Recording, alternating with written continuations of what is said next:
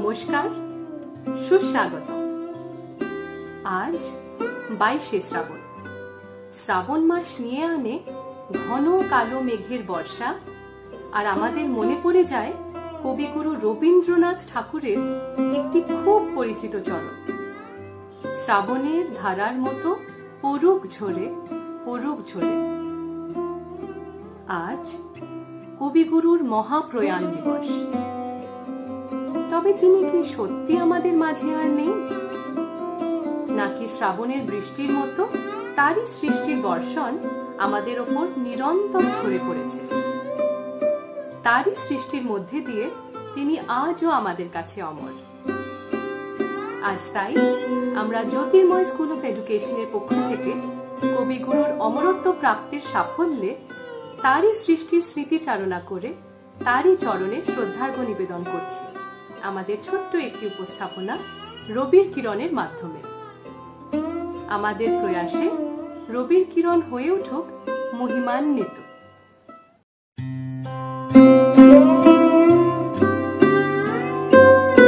22 Shravan, which happens to be today, is the day an eminent bard of all times breathed his last in India. He is a towering figure in the millennium-old literature of Bengal and has been remembered and honored for the great treasure of literature that he has left behind at his wake. But do we know about the kid, the carefree soul, and the inspiration that he has been? Rabindranath Tagore was a quintessential poet-philosopher with a deeply rational and inquiring mind who strove for freedom from every possible limitation of the human mind. He wrote his first poem when he was still 8, and the most popular work is Prishti Pore Tapur Tupur. He never went to school, but founded one of India's foremost universities, Vishwabharati. Even Audrey Hepburn was mesmerized with Tagore's poem Unending Love, Ananta Prem. He's not just a writer, he's a genre. Tagore's exposure with the nature of biology, physics, and astronomy impacted his poetry, which were often imbued with extensive naturalism that underlined his respect for scientific laws. He and Albert Einstein had been in one frame. To Tagore, scientific truths were not mere abstractions and formulas, but concrete living truth that inspired him to write great poems and compose wonderful songs. Be it his novels, stories, songs, dance dramas, or essays, they spoke of everything, from political to personal. He had the power of weaving magic in his work, which connected people all around the world.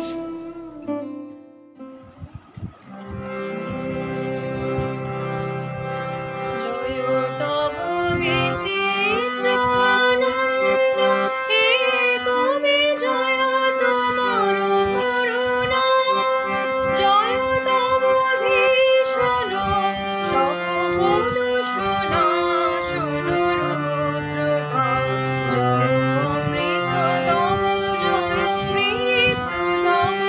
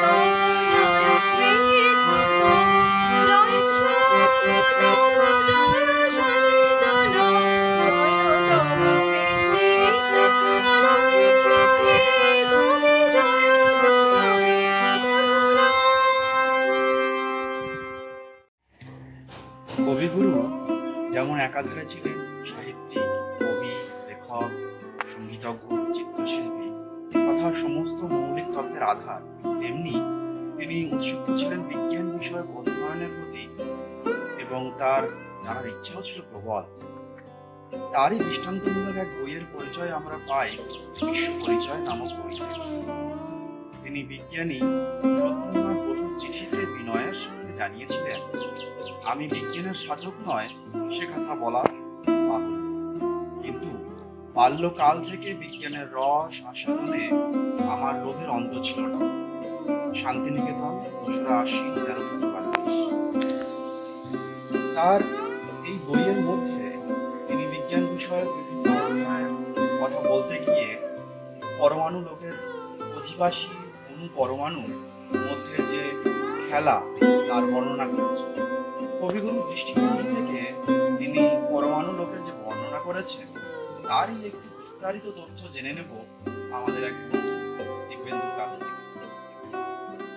নমস্কার, আমি দিব্যেন্দু মণ্ডল, জ্যোতির্ময় school of এডুকেশনের প্রথম বর্ষের ছাত্র।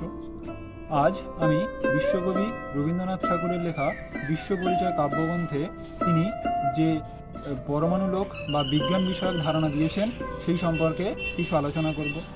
কবিগুরু রবীন্দ্রনাথ ঠাকুর বিশ্ব পরিচয় কাব্যগ্রন্থে পরমাণু লোক সম্পর্কে বলতে গিয়ে বলেছেন যে প্রত্যেকটি পদার্থে বা প্রত্যেকটি পরমাণুর মধ্যে মাঝখানে থাকে একটি নিউক্লিয়াস এবং তাকে কেন্দ্র করে ঘুরতে থাকে ঋণাত্মক আধান বিশিষ্ট ইলেকট্রনসগুলো, এবং এই ইলেকট্রন এবং নিউক্লিয়াসের মধ্যে একটি স্থির তড়িৎ আকর্ষণ বল ক্রিয়া করে। তিনি এই গ্রন্থে পরমাণু লোকের সঙ্গেই নক্ষত্র জগৎ অর্থাৎ আমাদের সৌরজগতের মিল দেখিয়েছেন। কেমনভাবে? আমরা জানি প্রত্যেকেই যে আমাদের সৌরজগৎ বা সৌরজগতের মাঝখানে থাকে সূর্য এবং তাকে কেন্দ্র করে গ্রহগুলি বৃত্তাকার কক্ষপথে ঘুরতে থাকে। ঠিক একই রকমভাবে পরমাণুর মধ্যেও নিউক্লিয়াসকে কেন্দ্র করে ইলেকট্রনগুলি বৃত্তাকার কক্ষপথে ঘোরে এবং পরমাণুগুলির মধ্যে যেরকম স্থির তড়িৎ আকর্ষণ বল কাজ করে ঠিক একই রকমভাবে গ্রহ নক্ষত্রের মধ্যেও মহাকর্ষ বল কাজ করে, যেটি কবিগুরু রবীন্দ্রনাথ ঠাকুর তার এই গ্রন্থের মধ্যে প্রকাশ করেছেন এবং যা আজও আমাদের মতো বহু বাঙালি এবং অবাঙালি পুরো বিশ্বজগৎকে তার এই চিন্তাধারা এবং বিজ্ঞান বিষয়ক এই ধারণার ভীষণভাবে আমাদের উজ্জীবিত করে। এছাড়া আমি আরও বলতে চাই যে তিনি এই পরমাণু লোক সম্পর্কে বা পরমাণু সম্পর্কে বলতে গিয়ে কিভাবে প্রত্যেকটি জিনিসের রং, পরমাণুর কিভাবে একটি স্থানান্তরণ সেগুলোকেও তিনি ব্যক্ত করেছেন। যে আমরা জানি প্রত্যেকটি পরমাণুর ইলেকট্রনসগুলো যখনই একটি কক্ষক থেকে আরেকটি কক্ষকে স্থানান্তরিত হয় তখনই কি হয় না, তখনই আমরা বিভিন্ন রকমের রঙের ছটা বা কালার দেখতে পাই, যেটা তিনি তার এই কাব্যগ্রন্থের মধ্যে ব্যক্ত করেছেন। এছাড়াও পরমাণু লোক সম্পর্কে তিনি আরও ব্যক্ত করতে গিয়ে বলেছেন যে নিউক্লিয়াসগুলির আধান হয় ধনাত্মক এবং নিউক্লিয়াসের মধ্যে থাকে প্রোটন ও নিউট্রন, যার মধ্যে প্রোটনের আধান ধনাত্মক, নিউট্রনের কোনো আধান নেই। নিউট্রন নিস্তড়িত অবস্থাতেই পরমাণু নিউক্লিয়াসের মধ্যে বিরাজ করে।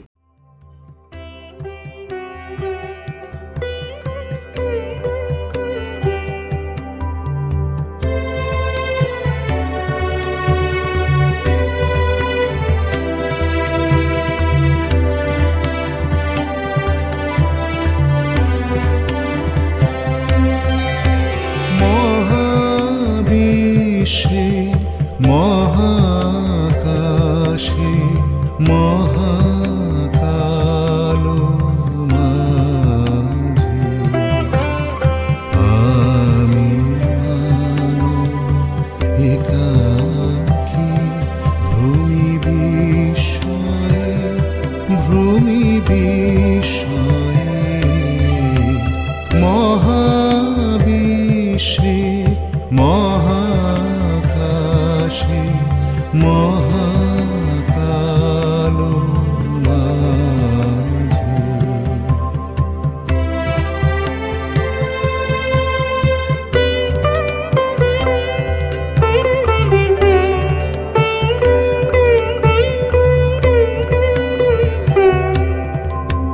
তুমি আছো বিশ্বনাথ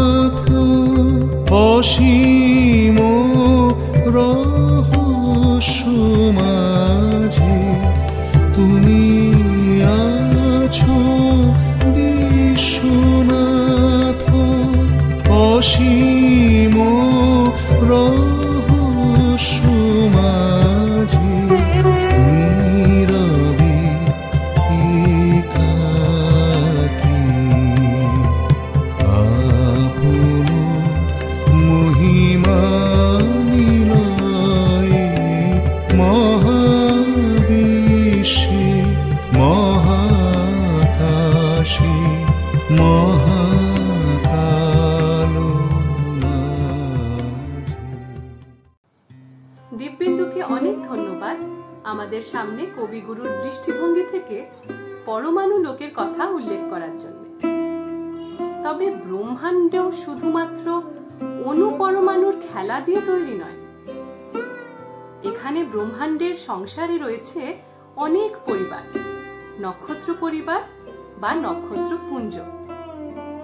তিনি নক্ষত্রপুঞ্জর বিষয়ে যা ব্যাখ্যা তুলে ধরেছেন তার দৃষ্টিভঙ্গি দিয়ে সেই বিষয়ক কিছু তথ্য আমরা জেনে নেব আমাদের পরবর্তী বন্ধু পায়েলের কাছ থেকে। বিশ্বব্রহ্মাণ্ডের আসল চেহারা জানা সম্ভব। বিশ্বপদার্থের বিজ্ঞান গল্পই আমাদের চোখে। দূরবীন ফটোগ্রাফ দিয়ে মানুষ নক্ষত্র দৃশ্যের কিন্তু অদৃশ্য লক্ষ্য রবীন্দ্রনাথ ঠাকুর 1937 সালে জ্যোতির্বিজ্ঞান বিষয়ে তথ্যমূলক সেখানে তিনি নক্ষত্র মণ্ডল রাতের আকাশে মাঝে মাঝে নক্ষত্রপুঞ্জের সঙ্গে সঙ্গে দেখা যায় লিপে দেওয়া, কখনো আবার আলো ছোট দেখা যায়, যার নাম দেওয়া হয়েছে নিহারিকা। যখন নিহারিকা থেকে আলো বিকিরিত হয় তখন উজ্জ্বল দেখায়, আর আলো বিকিরিত না হলে কালো ছোপের আকারে লক্ষ্য করা যায়। নিহারিকাই হল নক্ষত্র জন্মের পূর্ববর্তী অবস্থা। নিহারিকা হল মহাকর্ষীয় গ্যাস যা আন্তঃনক্ষত্রের মহাকর্ষীয় বলের ফলে তৈরি হয়। নিহারিকাতে 50 থেকে 75% হাইড্রোজেন এবং 20 থেকে 25% হিলিয়াম থাকে। মাধ্যাকর্ষণ শক্তির কারণে গ্যাস এবং বস্তুকণা একসাথে জমা হতে শুরু করে এবং অতি ঘন হয়ে এবং ধীরে ধীরে ঘন হতে শুরু করে এবং অবশেষে এতটাই গরম হয় যে হাইড্রোজেন অণুর সাথে তারা সৃষ্টি। আমাদের এই সৌরজগতের সৃষ্টি হয়েছে 450 এই ধরনের হাইড্রোজেন গ্যাসের নিহারিকা থেকে। রাতের আকাশে আমরা নক্ষত্রের এবং দিনের বেলায় সূর্য। আমাদের এই সৌরজগৎ আকাশগঙ্গা ছায়াপথের মতো। নক্ষত্রদের মধ্যে অনবরত নিউক্লিয় ফিউশন হচ্ছে, তাই আমরা রাতের আকাশে নক্ষত্রগুলোকে উজ্জ্বল দেখতে পাই।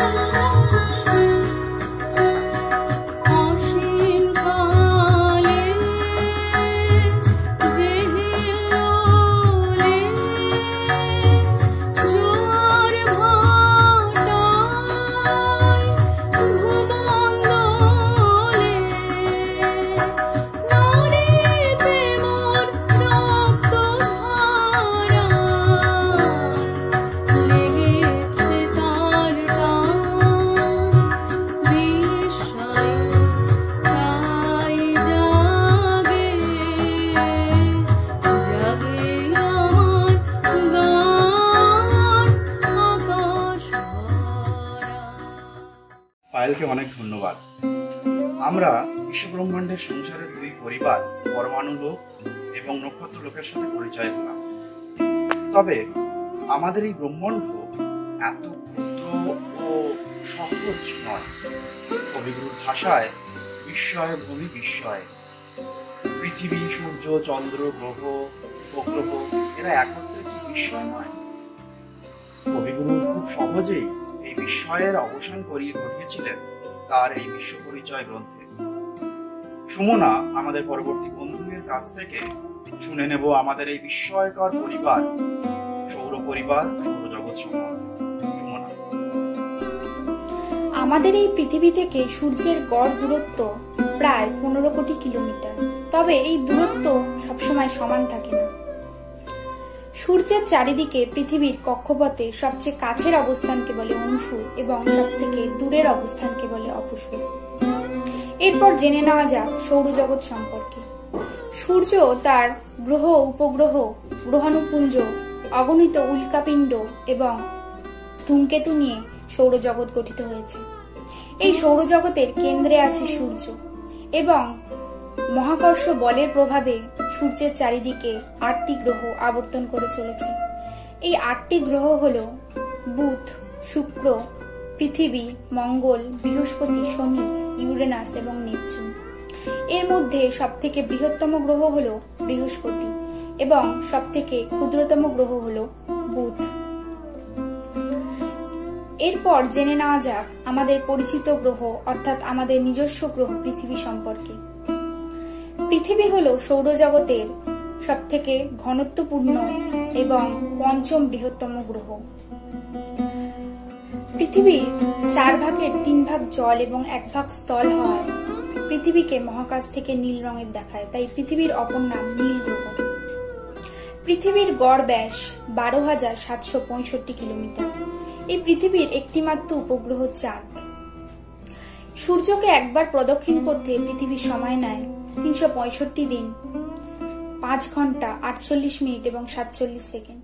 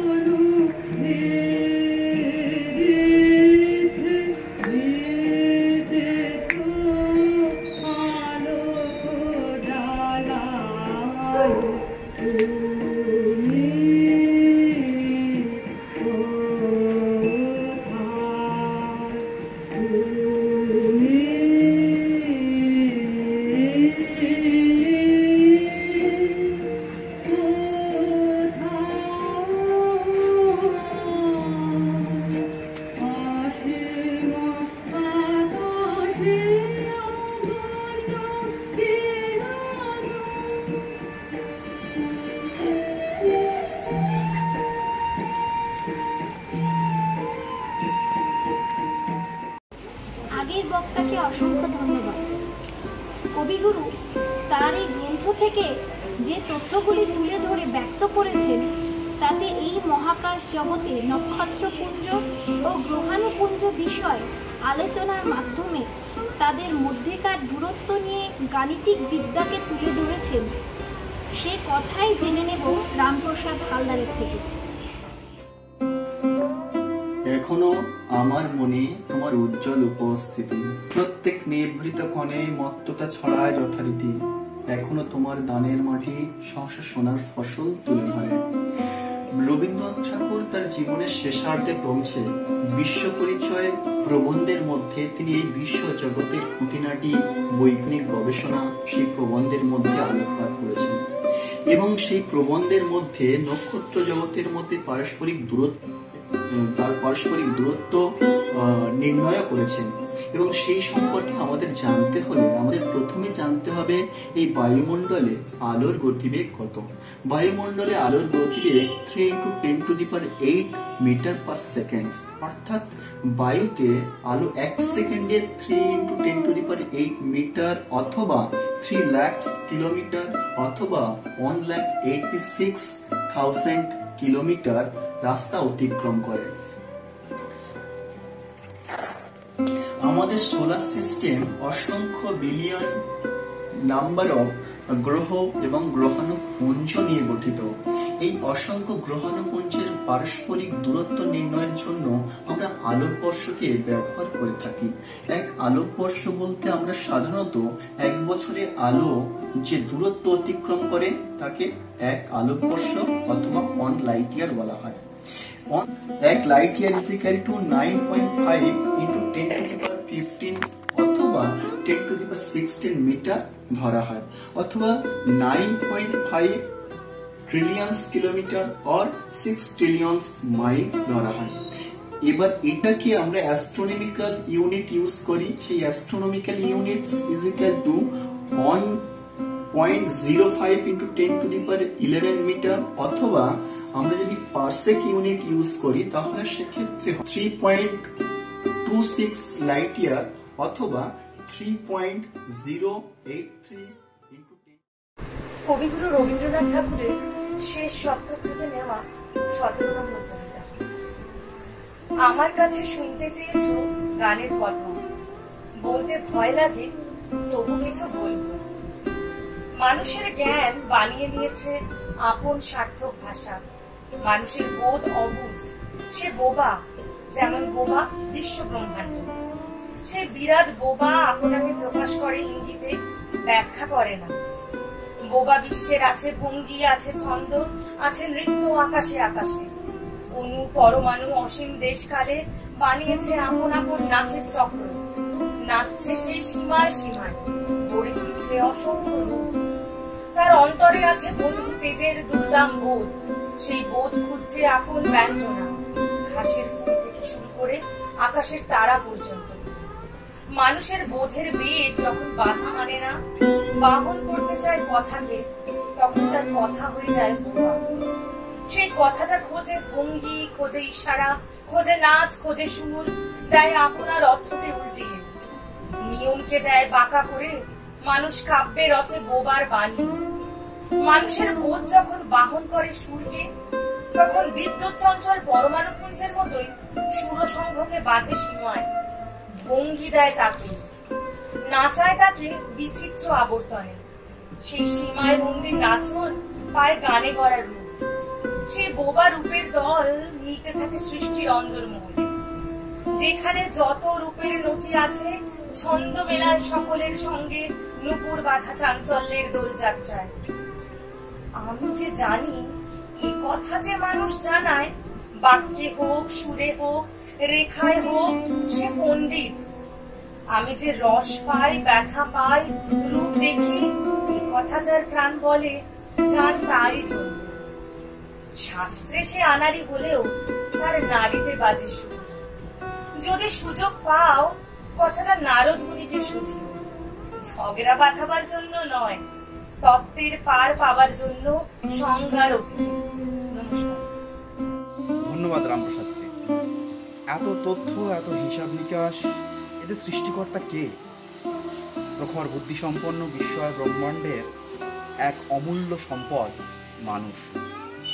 কিন্তু এই জীবের সৃষ্টি কোথা থেকে, কিভাবে, তা জেনে নেব আমাদের পরবর্তী বন্ধু আরাত্রিকার কাছ থেকে। শত শত বৃহচ্যুত হতচ্যুতি নক্ষত্রের মতো মুহূর্তে খসিয়া পড়ি দেবলোক হতে ধরিত্রীর অন্তহীন জন্ম মৃত্যু স্রোতে। Not only from this poetic and philosophical point of view, but also from the scientific point of view, Gurudev Rabindranath Tagore has depicted the origin and evolution of mankind in a very simple yet beautiful manner in his famous book Vishwa Porichaya. At the beginning of the time, the earth was like a fireball. There were volcanic eruptions, emission of toxic gases which made it impossible for life to exist at that point of time. However, with the passage of time, the earth gradually started to calm down and paved the way for life to exist. After 150 crore years of living lifelessly, earth found its first living organism. The first existence of life, which according to Gurudev's poetic expression, Pranin Niharika, was the protoplasm, which could be seen existing on the surface of the warm ocean bed. After years of evolution, the protoplasm changed its shape by forming lumps into a microscopic organism. Amongst them, one of example amongst them was the amoeba, which used only its body for its existence. Another type used a shell or a cover for its survival, whose fossil we can find at the bottom of the ocean bed. In this way, Gurudev have tried to explain the different categories of cell structure. He also stated that the atom, which connected themselves and formed minute cells were the most important element of the existence of a living being. These atoms were self-sufficient, they were independent and strong enough with the power to multiply. Thus, with the amazing power they had, even in death and degeneration, the circle of life continued without any difference. Though these cells existed alone in the beginning, however, with the passage of time and their unification led to the formation of the animal kingdom. And also for the most important and significant creature of the earth, that was the mankind. With the forward moving of the heredity, new creatures were created, new faces came into life. However, it can be said that the journey from Earth's oldest origin to the creation of mankind has led the Earth towards its betterment, and also it's a still ongoing process. Thus, we can see that in this way, the Nobel laureate has given the scientific definition of the origin and the evolution of mankind in a very poetic. ধন্যবাদ আরাত্রিকাকে এবং সকলকে আরও একবার ধন্যবাদ জানাচ্ছি এত সুন্দর করে কবিগুরুর দৃষ্টিভঙ্গিকে সকলের সামনে তুলে ধরার জন্য, এবং সকলকে আরও একবার ধন্যবাদ জানাচ্ছি। আছে দুঃখ, আছে মৃত্যু, বিরহ দহন লাগে, তবু শান্তি, তবু আনন্দ, তবু অনন্ত জাগে। আছে দুঃখ, আছে মৃত্যু, তবু প্রাণ নিত্যধারা হাসে, সূর্য চন্দ্র তারা বসন্ত নিকুঞ্জে আসে, বিচিত্র রাগে। আছে দুঃখ, আছে মৃত্যু।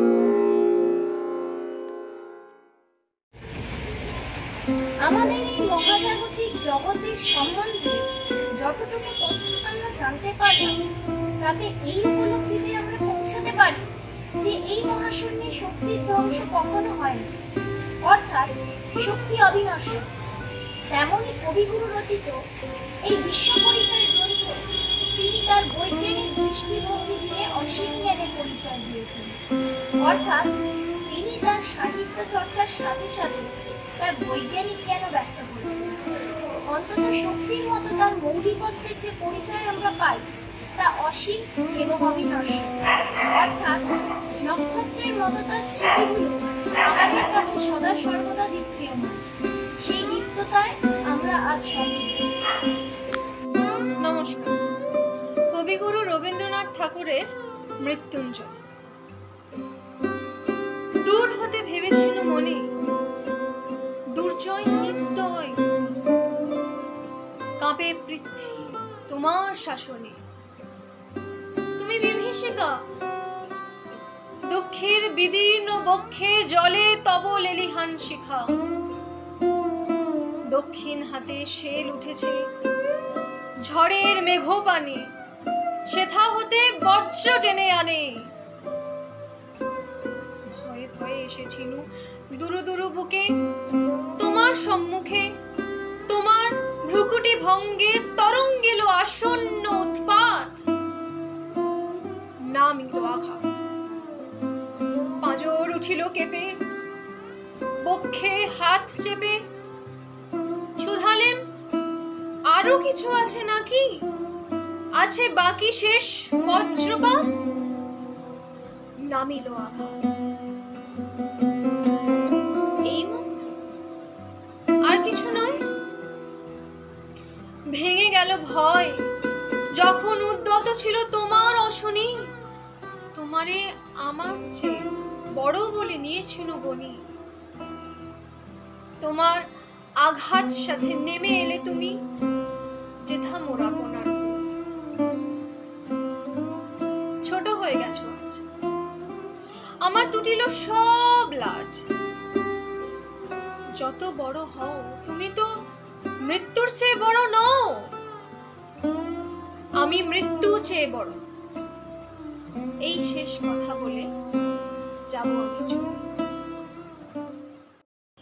On behalf of the entire fraternity of the institution, I, Priyanka Chaudhary, would now like to mention my deep sense of appreciation for our President Sir, Dr. Parthasarathi Ganguly, for his stewardship and support. By his grace, we are able to make the event what it was. This type of program cannot happen overnight. The wheel starts moving about a week ago, and it requires planning. We have been fortunate to be supported by our Principal Sir, Dr. Falguni Bhunia, whose thoughts have enlightened our minds and helped us decide such a unique theme. Our faculty members showed us the path, encouraged us, and it is because of their dedication and support that we could portray Tagore as one of the great idiosyncratic talents of his time. Now, I like to thank all non-teaching staff and the IT team who worked behind the scene to execute this event.